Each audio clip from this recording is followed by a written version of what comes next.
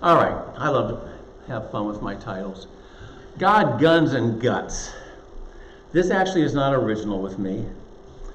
This comes from a popular bumper sticker that I remember reading back in the 70s and 80s. This is up in Ohio, not in Georgia, but we live in Georgia now, so I thought it was appropriate. God, Guns, and Guts. I've always been amazed how my students at Toccoa seem to have a greater love for the Second Amendment than they do the Second Commandment. But it's Georgia, where our congressman puts a assault rifle on his political yard signs.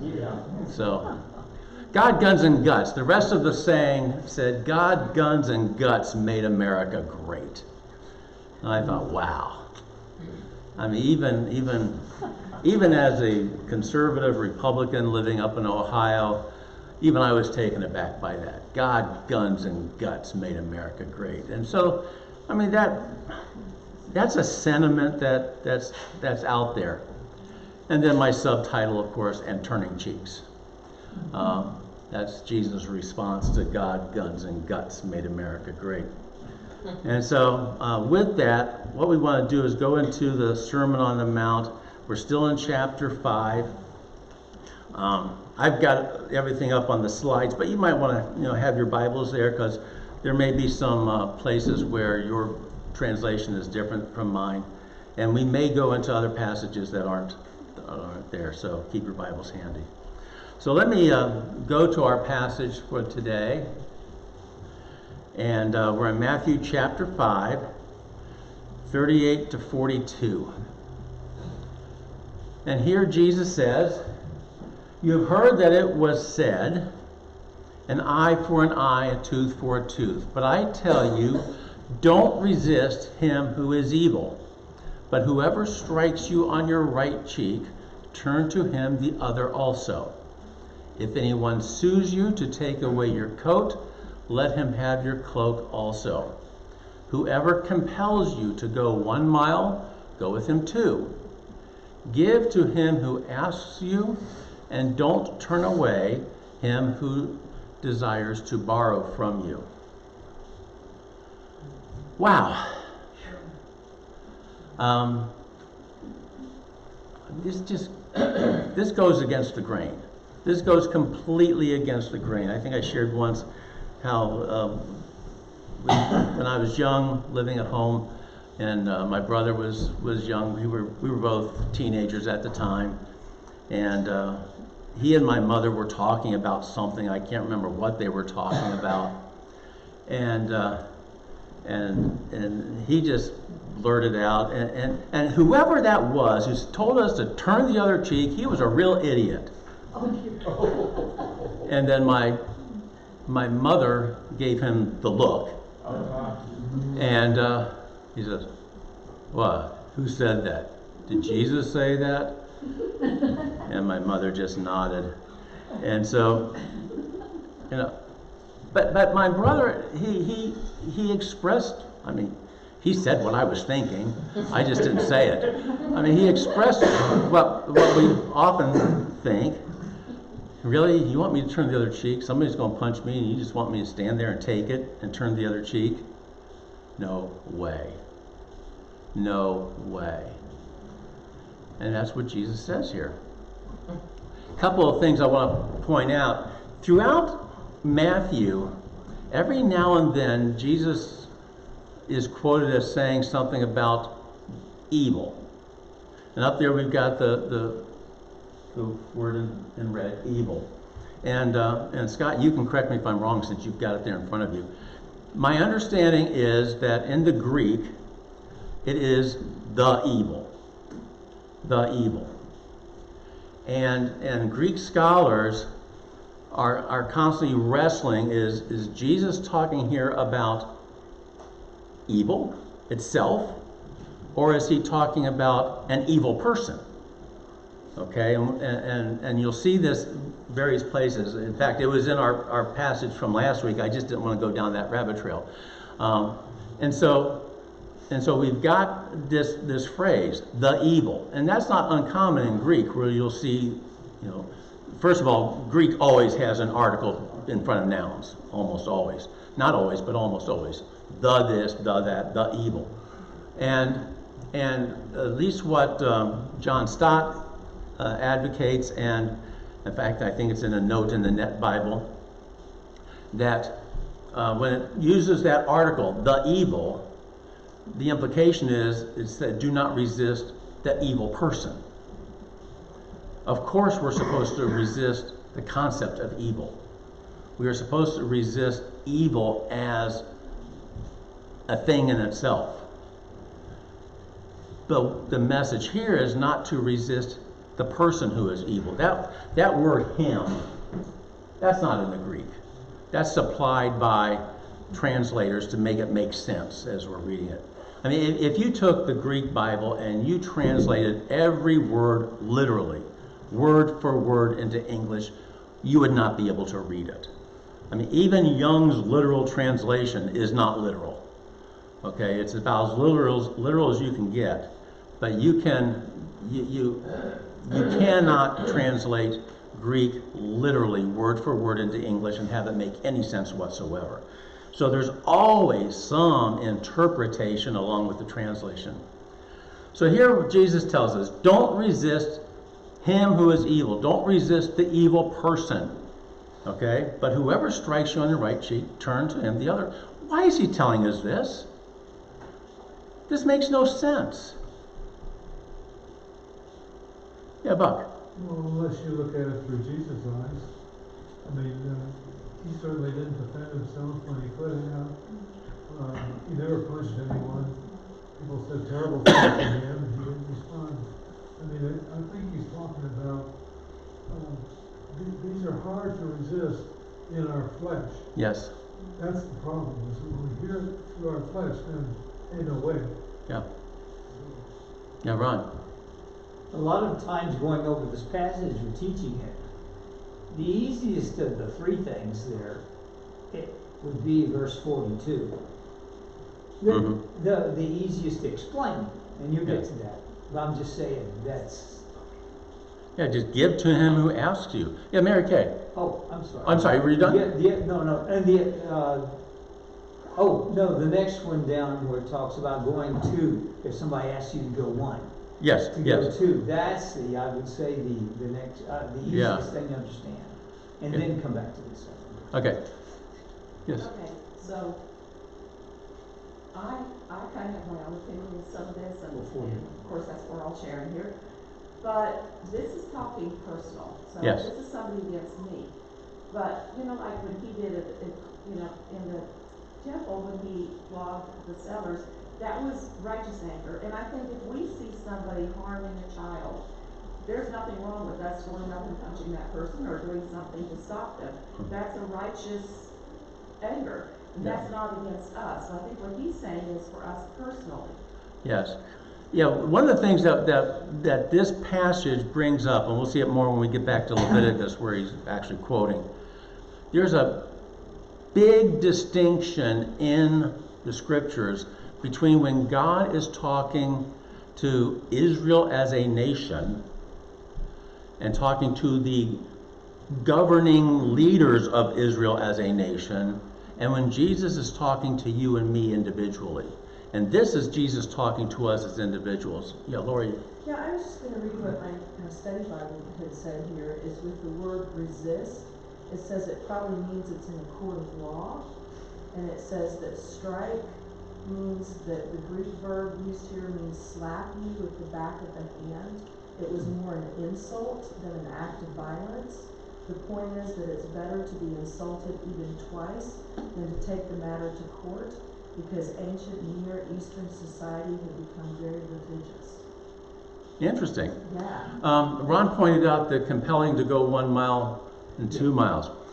This actually has a historical reference in the first century, in that Roman soldiers had the authority to grab you off the street and make you carry something for them.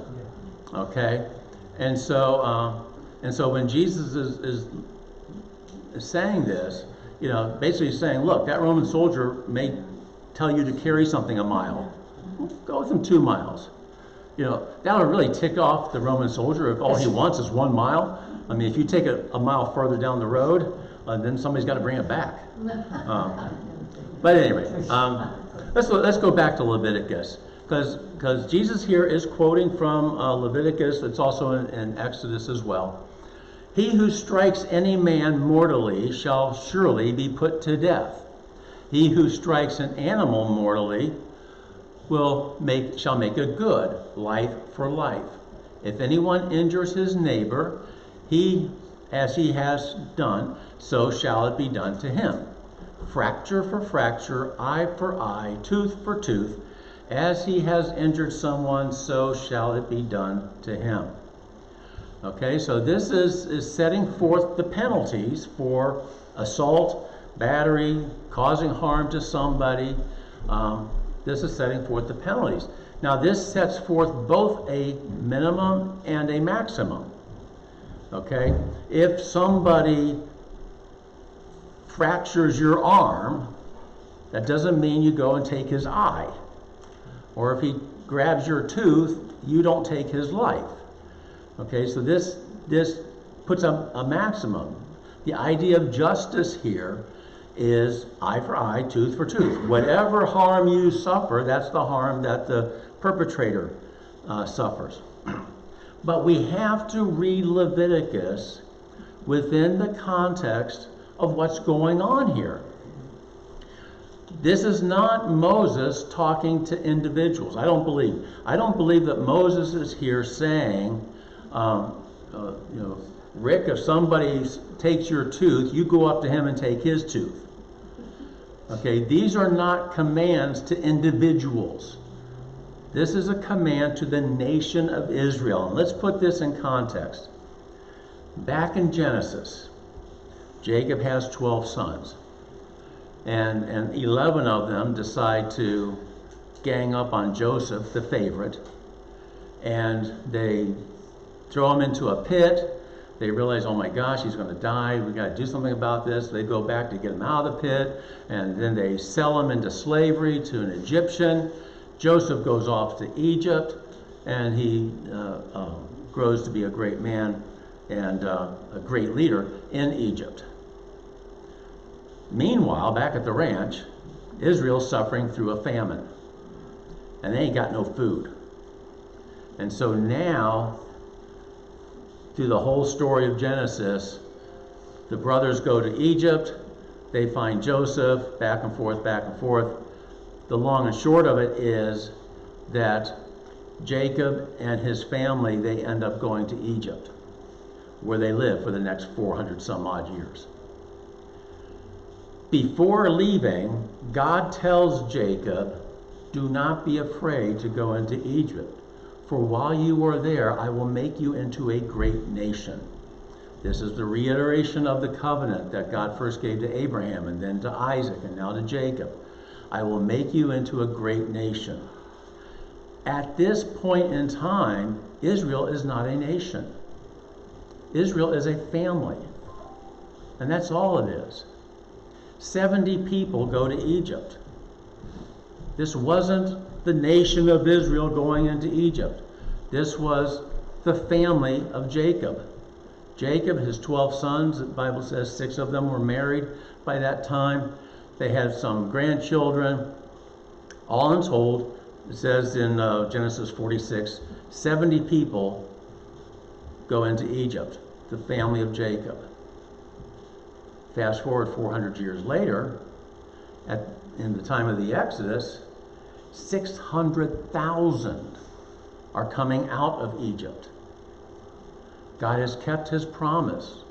This family of Jacob, of 70 people, over the course of 4 centuries, has now been turned into a great nation of 600,000. That's men, plus in addition to children. So 600,000. It's weird. It says 600,000 were men in addition to children. I don't know where the women are. They're there. I don't know if they're included in the 600,000 or if there's more than that. My guess is, since it specifically mentions children, My guess is the 600,000 includes the women, because if it doesn't, then you got another 600,000, over 1 million. There's another place where it comes out to 603,000 something. The numbers are varied in the scriptures. But 600,000 people, they are now coming out of Egypt as a great nation, and now they're going to go settle in Canaan. For the first time, they're going to be a nation with a territory. And a nation with a territory needs a government. Prior to that, all they needed was Jacob. He was their government, because it was a family. While they're in Egypt, they're subject to the government and the laws of Egypt. Now they're free. Just like back in 1776, America becomes free from England, and we now need a government, and we need our own laws, and we set them up. The Mosaic law is more than just a moral law for individuals. Much of it is a civil law for the nation of Israel. And I believe that's what this is. This is a guidance for the Israeli government. If somebody kills somebody else, your law is capital punishment. Okay, this is exactly what you might read in the Georgia Code, Georgia State Code, or the Ohio Revised Code. The statutes for a state or statutes for the United States Code. These are the laws that govern us as a nation. These laws in Leviticus are the laws that govern Israel as a nation. These are not laws given, I believe, to individuals to say, if somebody injures your tooth, then you go back and rip out his tooth. Yeah, Matt? Do you think, based on that, that God is intending for other governing structures to utilize the same types of laws? Or is this only apply really to Israel, and you guys can make whatever laws and that's okay? My own personal belief is that these laws apply to Israel. I don't believe that in the Mosaic law, God is talking to Babylon or Syria or anybody else. He's talking to Israel. But he doesn't set it up like as an ideal law for others to utilize it. I don't see it that way. Now, I'm not going to be dogmatic and arrogant about it, but I don't see it that way. I see this as God, through Moses, setting up the laws that Israel is to follow as they're entering into Canaan as a new nation. These are not considered to be the laws of individual conduct. In fact, we'll see in a second another place in Leviticus where he talks to individuals. But first I want to just do a little rabbit trail to John Stott again. In his book, to put this in context in the first century, he's saying that the scribes and Pharisees evidently extended this principle, the eye for eye principle, from the law courts where it belongs to the realm of personal relationships where it does not belong. In Leviticus, Moses is telling judges, here's how you're going to judge these cases. Okay, up in Ohio, I was a prosecutor, and somebody comes into my town driving drunk, I was going to prosecute him. And the laws of the state of Ohio tell me as a prosecutor what's going to happen to a person who's convicted of drunk driving. On a first offense, you're going to do 3 days in jail, and the judge can't do anything about that. And you're going to pay a fine of at least, I don't even know what the fine is now, but when I was there, $250 and a 6-month license suspension. All those numbers are much higher now. Okay? But that's what the law says happens to a drunk driver in the state of Ohio. And so that's not what happens if a drunk driver hits me and causes me injury. That doesn't mean I put that guy in jail. It doesn't mean he pays me $250. There's another set of laws that will govern that. And it doesn't mean I can go up to him and start punching on him. Okay, as the individual, it's different. The scribes and the Pharisees, wanted to extend this eye for eye principle, take it from the realm of the Jewish government and apply it to personal relationships. And this is what Jesus is addressing here. Jesus isn't necessarily saying that the law, eye for eye, is a bad law. In the right context, it was a just law.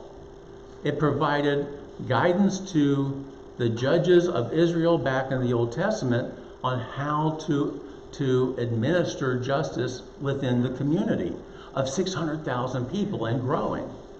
For whatever reason, I think we can all guess, I mean, the Israeli people were fairly proficient at making babies while they were in Egypt. And the Bible even says the Israeli women were especially fertile. And they had more than their fair share of twins. And the population grew much faster than the Egyptian population at the time. And so when we get into the world of the scribes and the Pharisees, and I was going to show a film clip, but this one gets a little gruesome, and I didn't want to. But it's the famous film clip of Inigo Montoya. Hello, my name is Inigo Montoya. You killed my father. Prepare to die. One of the most emotionally gratifying phrases and lines in a movie. And that just shows how sick we are. If that is emotionally gratifying, but that it is, and you know, he's got blood coming out all over the place, and he's, my name is Inigo Montoya. You killed my father. Prepare to die. And this is the attitude that Jesus is referring to, that we need to deal with. And to see this, we go back to Leviticus, and this is what Jesus had to say, or not Jesus, but Moses had to say to individuals. You shall not take vengeance, nor bear any grudge against the children of your people, but you shall love your neighbor as yourself. I am Yahweh. Those last three words, I am Yahweh, this is total rabbit trail. Just for fun, I thought, you know, how many times does he actually say that? 162 times in the Old Testament. 162 times God emphasizes, I am Yahweh. Listen to me. I'm telling you something that's important. You know, the other day I was talking to my grandson. Look at me. Look at me. He needs to look at me, or else he's not going to hear what I'm saying. Look at me, I'm saying to him. And this is God. And what I love in this particular passage, you shall love your neighbor as yourself. I am Yahweh. What I read in that, you shall love your neighbor as yourself, because that's what I do. I am Yahweh. You shall not take vengeance, nor bear grudges against the children of your people, but you shall love your neighbor as yourself, because that's what I do. Be like me. This is what Moses is telling to individuals. So here what we have is again the distinction between the law given to the government of Israel, eye for eye, tooth for tooth, which makes perfect sense in the government sense, and I'll explain in a second. And then the exhortation, the command to individuals, as an individual, you don't take vengeance. We had a situation up in our church in Ohio, and the layout of our church was such that we had a parking lot that had two entrances. It was sort of like a big U parking lot. You go into one side, and you park, and you can come out the other side. Well, if you've been around churches, and this church was very close to the interstate highway, right by an exit. And this is a very convenient configuration for truckers to come in and turn their trucks around in our driveway. Now, of course, the asphalt of our driveway was not designed for semi-trailers. And so, you know, we would put signs out, we would do everything we could to keep trucks out. They didn't care. They needed to turn around, and we were there. And so, one day our pastor was was there. It was like a Tuesday or Wednesday, nothing happening at the church. He's in his office, and he has an office window that looks out into the parking lot. And he sees a trucker pulling in to turn around. Now, our pastor at the time, he was a former captain in the Army. He wasn't afraid of anybody. So he runs out into the parking lot, and he stops the trucker. And he says, "I'm sorry, you cannot come into this parking lot. You're going to rip up our asphalt."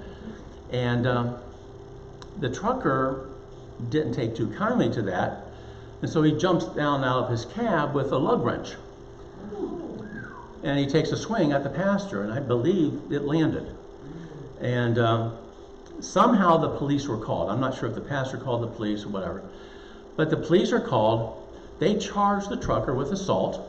As a prosecutor, I can tell you it was a good charge. And so now the thing is going to court.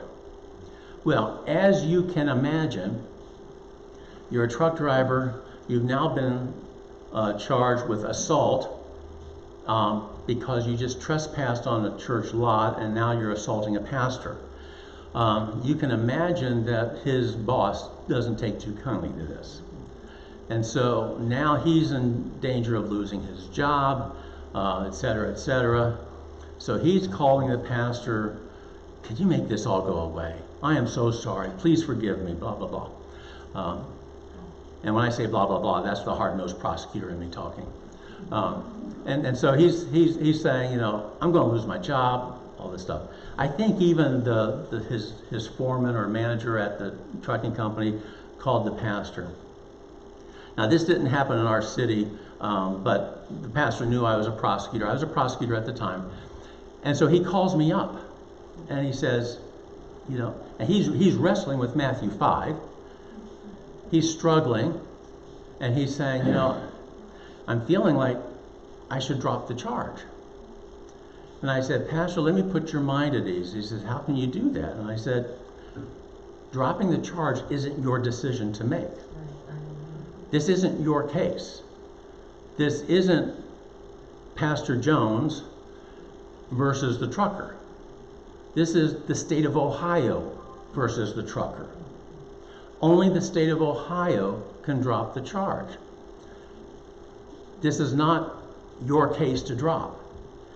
And so it's the prosecutor's decision whether or not to drop the charge. And if I'm the prosecutor in that case, I ain't dropping the charge. The guy assaulted you. Okay, the guy needs to learn. I was a hard-nosed prosecutor.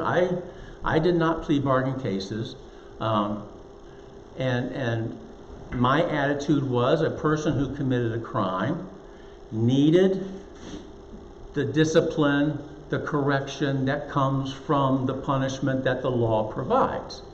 I saw my job as an act of love toward criminals. Yeah, Buck. Well, you read in here, read the paper and hear about people who refuse to press charges. How does that work? What rights, by what right? And then based on what you said, you do that. Those are reporters not using proper terminology. Right.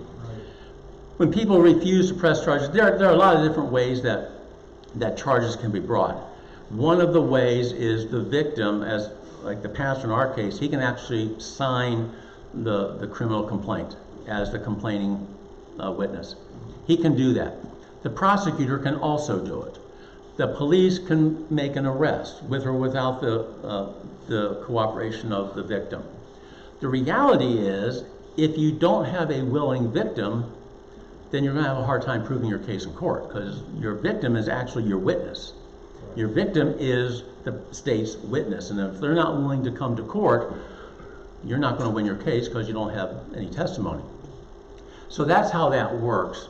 But ultimately, the decision to prosecute or not prosecute is the prosecutor's, the prosecuting attorney. And so, you know, my pastor was totally relieved that this burden was relieved from him. He would have no problem going into court and testifying truthfully as to what happened. But he could go in there without malice. I mean, he could go in there with the attitude, I need to love this guy because Jesus tells me to. but he needs to answer to the state of Ohio for the crime that he has done. And that's sort of the distinction. That there is a law for the government, and this is how the government should run: eye for eye, tooth for tooth. And then there is a law for individuals, and the law for individuals is turn the other cheek. And so I was mentioning Joseph and his brothers. Let's look at the example of what happened with them. Okay, so this is right before. Well, actually, this is after the brothers and Jacob. Everybody's gone into Egypt, and Jacob has now died. The brothers are coming to Jacob to tell him. The brothers are coming to Joseph. Too many J names here. I'm sorry. The brothers are coming to Joseph to tell them, because they're concerned. Joseph is now a big high official in Egypt, and these brothers are the guys who sold him out. Okay, so when Joseph's brothers saw that their father was dead, they said, it may be that Joseph will hate us and will fully pay us back for all the evil which we did to him. So they sent a message to Joseph saying, your father, Jacob, commanded before he died, saying, quote, you shall tell Joseph, now please forgive the disobedience of your brothers and their sin, because they did evil to you. And Joseph wept when they spoke to him. His brothers also went and fell down before his face, and they said, behold, we are your servants. And Joseph said to them, don't be afraid, for am I in the place of God? As for you, you meant evil against me, but God meant it for good, to save many people alive, as is happening today. Now therefore, don't be afraid, I will provide for you and your little ones. Now what's fascinating, if I just go back a slide, so they sent a message to Joseph there in verse 16, I think it is. Yeah, verse 16. They sent a message to Joseph saying, your father commanded before he died, saying, blah, blah, blah. We don't know if Jacob actually ever said that. Yeah. Or if the brothers are just making this up. I think it's made up. I think it's made up too, and here's why. If you read all the stories in Genesis, how many times do you have to hear the same dialogue twice? You know, when Abraham tells his servant, now go to the land of your people to find a wife for Isaac. And then the servant goes, and then he's talking to Laban and everybody, says, my master told me, now go to the land of your people and find a wife for Isaac. They always repeat everything word for word. And you always read it twice. Here there's no indication in Genesis of Jacob talking to his sons and saying, you shall tell Joseph, now please forgive the disobedience of your brothers. You know, and there's no indication of Jacob saying that to Joseph either. And so, and I personally think the brothers are just being their normal scheming selves, and you know they got caught in a wrong, and now they're trying to do what they can to salvage what they can. I've got some students like that too, but it didn't matter, because Joseph's response was Joseph's response. He didn't care if they made up the story. It didn't matter to him, because despite what his brothers did to him, they were his brothers, and he loved them. He loved them, and he was going to take care of them, because in part he knew that this whole ordeal was much bigger than Joseph and his brothers. Yes. This was about saving the tribe of Israel. Again, at this point in time, it's still just a family of 70 people. But now it's the family that he has the ability to save from the famine. Okay? Yeah, the brothers did evil to him, but look what God did through it. I mean, this is so amazing to me because, we sit back, thousands of years later, looking at the story, and I don't know about you, but when I read all of this, God meant it for good to save many people alive. All I'm thinking about is the oppressive hand of Pharaoh on top of the Israelites, and how they end up having to go through the Exodus to get saved from all that. It's just amazing how these biblical stories turn over on themselves. I mean, this is a great time for Israel, but it ends up being what leads them into slavery. And so which leads to another great time for Israel, which ends up leading them into another time of oppression, which leads to another great time for Israel. And this is just constantly going on. Virgil? Yes. It's interesting, the word there, it's saying save people in freedom, it says save people alive. Yes. They were going through famine, that was tough. Yeah. Freedom wasn't out on the table, it was keeping Yes. them alive. Right. And for a very long time, the Jews lived very peacefully alongside the Egyptians. Okay? It wasn't until the bad pharaohs came along that they became enslaved. I mean, they didn't go over to Egypt and suddenly become slaves. This wasn't like the ships from Africa and the early Americans. These were just immigrants. Welcomed in Egypt with open arms, and as I say, Joseph rose to a very high rank. I want to share the story. I've shared this before, but I think this is a story of Carol's 7 times great-grandfather. I don't know if you can read that or not. I'll read it for you. Okay, this is a historical plaque. It's over in eastern Pennsylvania, and this is about Jacob Hochstetler. And Jacob Hochstetler was one of the very first Amish to come to America. This was in about 1737 that they started coming. I think he came around 1737. But this is the first organized Amish Mennonite congregation in America. It's called the North Kill Amish. North Kill, and that's a horrible name. That's just the name of a creek in the area. North Kill Creek in eastern Pennsylvania.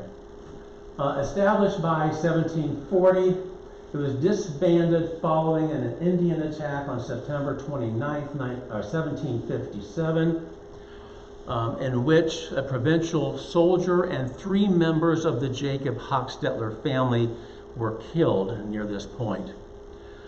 This is a fascinating story, only because I am still, as I stand here at 10:13 in the morning, wrestling in my own heart as to what I would have done in this situation. So here's what happened.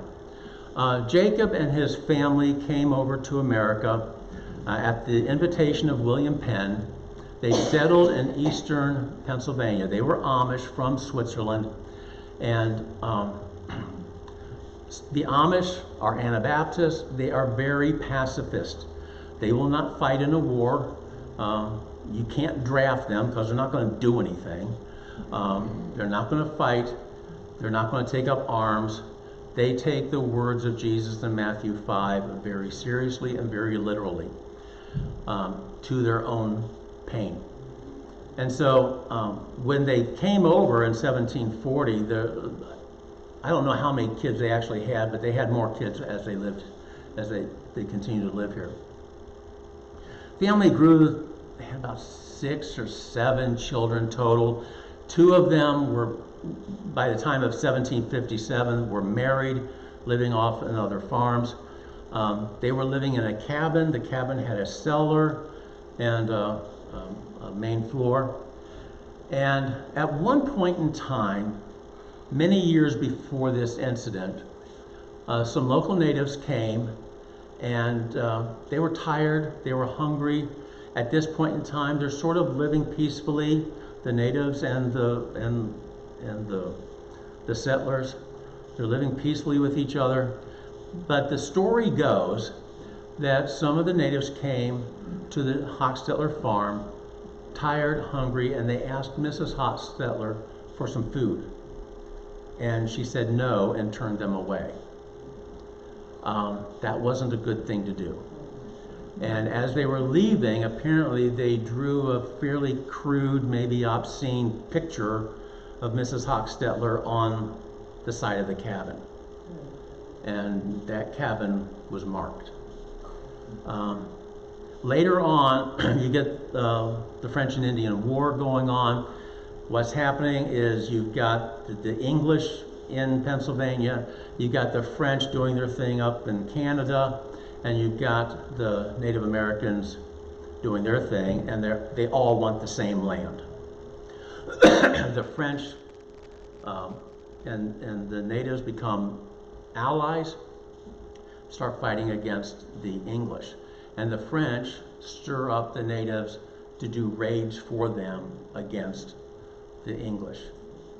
So one day, September 29th, the history is all over the board as the actual date. This may have been September 19th, September 29th, that doesn't matter. It won't be on the test. But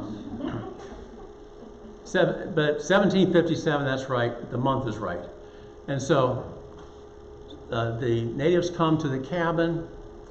It's late at night. Dog starts barking. Jacob Jr., who is a teenager, gets up, opens the front door, and he immediately is shot in the leg by one of the natives. Slams the door shut, and two of the other kids, Christian and Joseph. Joseph is 15, Christian is 11. They reach for the family hunting rifles. The family will kill their food. And they reach for them to shoot back. Jacob says, no, don't do it. Jesus tells us not to resist an evil person. Yes, the natives are evil. Don't do it. We're not going to do it. In fact, one of the books that we have at home about the episode says that he did not want to send the natives into eternity, not knowing what fate they faced. Interesting way of looking at it. And so they didn't fight. What happens next is the natives set fire to the cabin. Jacob and his family, they run down to the cellar to get away from it. Eventually the cabin, the fire starts burning through it. The natives think that they're all dead, and so they start to leave. And Jacob and his family starts crawling through a small cellar window out into the field, and wouldn't you know it, one native had stayed behind to watch what was going on. And he saw them crawling through the window. He alerted his friends, and they all came back. They grabbed the mother, a daughter, and Jacob Jr., who had already been shot. They killed the three of them, scalped them in front of everybody else. And then they took Jacob, Christian, and Joseph captive. They did not kill them. And the belief is the reason they went after mom was because she had denied them years earlier. I'm guessing the daughter, they went after her because she would probably have been no use to them, and Jacob was already wounded, and so they killed him, Jacob Jr.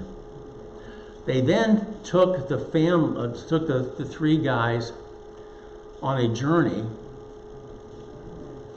This is the North Kill settlement over here, and they just marched them weeks and weeks. They did some sailing on the Susquehanna River, went over the mountains, ended up in Erie, Pennsylvania. And that's where one of the French forts was, Presque Isle and all that stuff. And they turned them over to the French. French didn't want them, so the French gave them back to the Indians. And so they ended up splitting up Jacob from his kids. they adopted Christian and Joseph out to other native families, and that was typical at the time. If you got another mouth to feed, you're going to have those people doing the work to help feed the families and the tribes. As they were marching along this trail, Jacob saw peach trees, and he told his sons, "Get as many peaches as you can." And what they would do is they would use the peaches that they gathered, and they fed their captors the peaches. And this so impressed the chief of the natives that he ordered his tribe to treat Jacob and his sons well. In fact, they treated them so well that after Joseph and Christian were adopted out into native families, it was at least 5 years before they were finally released. They didn't want to come back to the white families' homes. They were very comfortable living amongst the natives. Jacob managed to escape actually about 6 months after this. This occurred in September. He escaped in April of the following year. He was living peacefully amongst the natives as well. And on one day, the natives warriors went out on a raid. They left Jacob at home. And so he just went on a hunting trip. He had been doing hunting for the tribe. And he went on a hunting trip and just never came back. And he made this trek all the way back without a GPS, without a map, had no idea how well he was following the stars, but he made that trek all the way back, finally made it back home to his cabin. And after that, year after year, he kept petitioning the Pennsylvania governor to try to get his sons returned to him. And then one day, he's in his cabin eating. By this time, Joseph has been returned, and he sees a guy. This is like 6 or 7 years later. Sees a guy sitting out on a tree stump out in the front yard, and he goes out to him, and it's Christian. And Christian didn't know if he wanted to even come in. It was, you people who do psychology, you can explain all this much more. But I mean, Christian and Joseph had really been assimilated into their native homes to the point where they had a very, very, very difficult time reacclimating into their Amish culture. What do you do? What do you do? I mean, as a husband and father, am I going to sit by and allow evil people to kill my wife and daughter? Is that what Jesus is telling us to do here? Mary Kay, you're shaking your head no. Yeah, Buck. I think Jesus could do that, but I think the problem that we have struggling with this is that we place a higher value on life on earth than we do for life to come. Mm-hmm. And so Jesus gave up his life, on earth, and others, there's many other testimonies of people who are convicted that it is wrong to take a life, Mm-hmm. and they give up their life because they believe that the life to come is worth more than this. And I really kind of caught between, but I do believe that a lot of the problems that we have with the Old Testament is because we have this current centric view of value of life, that to take away this life is the most terrible thing that can happen to us, but it's not for a Christian. Yeah. And so we've had some conversations with different people recently. When we were concerned about the Islamic people coming, and so what are you going to do? Are you going to shoot them, or are you going to let them kill you? And you have to decide that for yourself at that moment. Yeah. As I listen to this story, I mean, for me, I think I have no problem with the natives killing me. I don't mind turning the other cheek for myself. when I don't feel that I have the right to turn my wife's cheek. Okay, and I feel as if I have an obligation there. I don't know. I don't know what the answer is. Yeah, Ron. That's another whole issue on the subject of conscientious objector. Yeah. And then, is there a difference between shooting somebody? I know this is something Gordon had to wrestle with. Killing somebody as a soldier. Yeah. Or premeditated. Yeah, yeah. Again, I think, again, this passage in the Sermon on the Mount, this isn't Jesus talking to the army. This isn't Jesus talking to the government. This is Jesus talking to you. This is Jesus' heart message to individual hearts. The Bible's, I mean, you look in Romans 13, where it tells us to be subject to the governing authorities. Why? Because they are God's representatives on earth to punish the wicked with the sword and to reward the righteous. And so, there is, as a government, there is authority from God to do the very things that Jesus is telling us as individuals not to do. Yeah, Margaret. You were talking about that being a true story. Have you ever seen the movie Sergeant York? I have not. That is an interesting one because he was also from a place where they were not allowed to kill them. He was signed up for draft, but he had to go with the draft, and he ended up getting a huge reward for having taken out a whole German platoon, and he had to shoot him to do it. Yep. They were just raising down everybody else. Yeah. And so he wouldn't accept the award because he said, I was killing people. I don't know. It's just a very, very focused story on what you just talked about. Yeah, I mean, I've seen it, on Turner Classics all the time, but I've never actually watched it. It's a movie, but it's a good one. Yeah. Let me finish up with a quote from the Orthodox Study Bible. This is a note that they have on this passage in Matthew. Jesus warns us not to resist violence with more violence. Evil can only be overcome by good, which keeps us free from compromise with the devil and can bring our enemy under the yoke of God's love. Again, a message to individuals. And they tell a story in the Orthodox Study Bible. They tell a story in the footnote of a saint in the desert. He once found his hut being looted of its paltry possessions, and he knelt in the corner praying for his bandits. When they left, the monk realized they had not taken his walking stick. So this monk pursued them for many days until he was able to give them the stick as well. Seeing his humility, the bandits returned everything to him and were converted to Jesus. I don't know if you've ever seen Les Miserables. You have the same same theme when Jean Valjean robs the monastery and the priest comes and says, "Hey, wait a minute, you left the best stuff behind," and he gives it to him. It's just neat stuff. These are the challenging issues.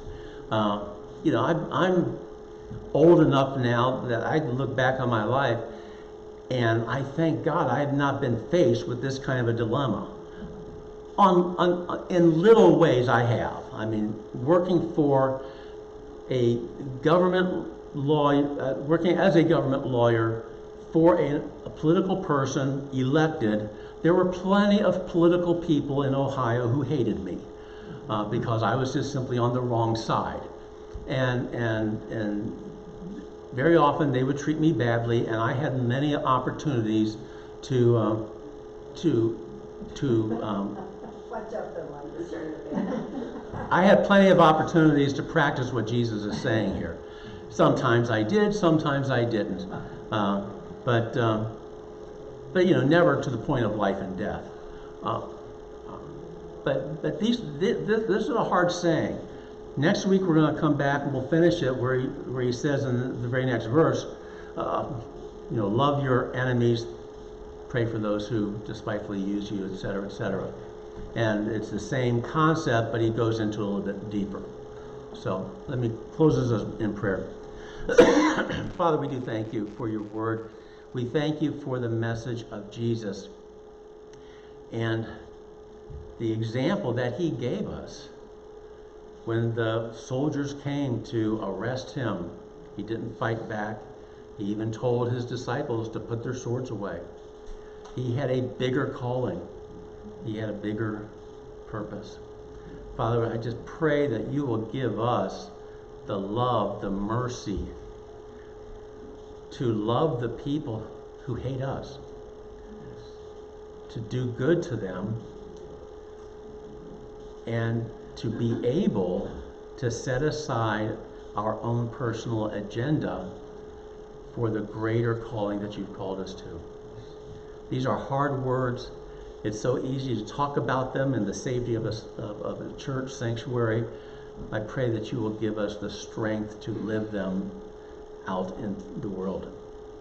Be with us now as we go into the service, and I pray that you'll be with Pastor and the worship team as they lead us in worship. Be with Pastor as he shares your message, and be with us as we join together in the celebration of communion. We pray that